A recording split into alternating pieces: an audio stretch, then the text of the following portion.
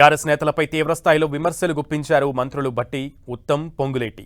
BRS హయాంలో irrigation శాఖను పూర్తిగా విధ్వంసం చేశారంటూ ఆరోపించారు. ఖమ్మం జిల్లాలో పర్యటించిన మంత్రుల బృందం Sitarama lift irrigation project take off పాయింట్ను క్షేత్రస్థాయిలో పరిశీలించారు. ఇష్టానుసారంగా ప్రాజెక్టుల డిజైన్లు మార్చి కూలేలా చేసినటువంటి కాళేశ్వరం ప్రాజెక్టును కూడా రిపేర్ చేసి ప్రజలు అందుబాటులోకి తీసుకొస్తామని మంత్రి ఉత్తమ్ కుమార్ రెడ్డి తెలిపారు. రాష్ట్రంలో ఉన్న అన్ని పెండింగ్ ప్రాజెక్టులను పూర్తి చేస్తామన్నారు.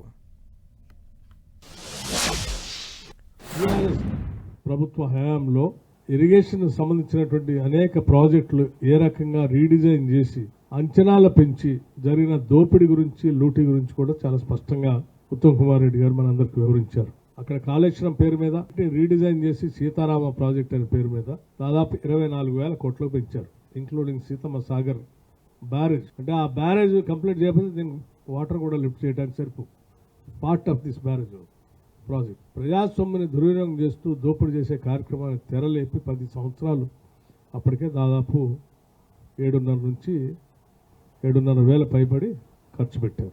ఇరిగేషన్ శాఖని బీఆర్ఎస్ ప్రభుత్వం, బీఆర్ఎస్ పార్టీ సర్వనాశనం చేసిండ్రు. ఈరోజు ఏదో పెద్ద పెద్ద మాటలు మాట్లాడుతున్నారు.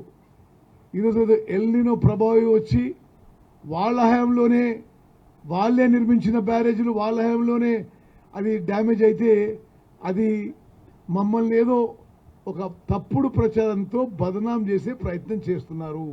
ఈ రాష్ట్రంలో చరిత్రలో నిలబడిపోయే విధంగా ఇరిగేషన్ ప్రాజెక్టులు పూర్తి చేస్తామని చెప్పి ఈరోజు సభాముఖంగా మాటిస్తున్నాము.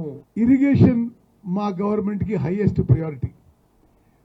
గోదావరి జలాలపై తుమ్మడిహట్టి, దేవాదుల, సీతారాం సాగర్ పూర్తి చేస్తూ ఈ మేడిగడ్డ, అన్నారం, సుందిల్ల బ్యారేజెస్ కూడా అది రిపేర్ అండ్ రిహాబిలిటేషన్ చేపట్టాము అని చెప్పే విషయం కూడా మనం చేస్తున్నాం. ఉద్దేశపూర్వకంగా కొన్ని ప్రాజెక్టులు ఖమ్మంలో ఉన్న సీతారామ ప్రాజెక్టు లాంటిది ఆపినా, కాళేశ్వరం లాంటి ప్రాజెక్టు, మేడిగడ్డ లాంటి ఆ డ్యాములు కట్టి అవివేకంగా తెలంగాణ రాష్ట్ర ప్రజల సొత్తుని కొల్లగొట్టుకున్నా వారు ఆ తప్పు చేశారనో, ఆ తప్పును చేశారు కాబట్టి మేము పనులు ఆపాలనో, నీళ్లు ఇవ్వద్దనో ఈ ప్రభుత్వానికి లేదు.